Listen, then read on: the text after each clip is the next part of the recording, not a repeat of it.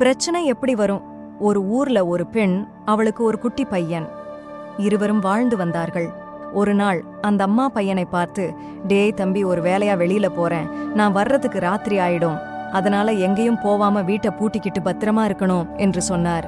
அதற்கு அந்த பையன் சரிமா என்றான்.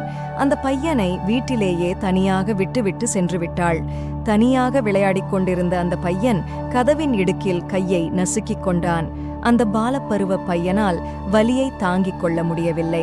இருந்தாலும் கொஞ்சம் கூட அழாமல் வலியை பொறுத்து கொண்டு போய் படுத்துவிட்டான். நீண்ட நேரத்திற்கு பிறகு அவனுடைய அம்மா வீட்டிற்கு வந்தாள். அந்த குட்டி பையன் அம்மாவை பார்த்ததும் கதறி அழ ஆரம்பித்து விட்டான். அந்த அம்மாவிற்கு ஒன்றுமே புரியவில்லை. என்ன சாமி ஆச்சு, ஏன் அழற என்று கேட்டாள். அந்த பையன் நடந்த எல்லாவற்றையும் கூறினான்.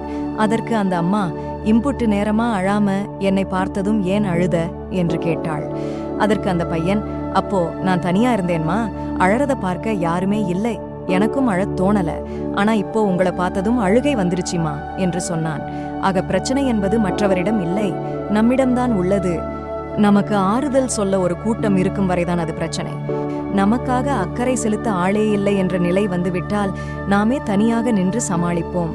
எதற்கும் தீர்வை நோக்கி முயற்சி செய்ய துவங்கிவிட்டால் பிரச்சனை என்ற ஒன்றே இல்லாமல் போகும்.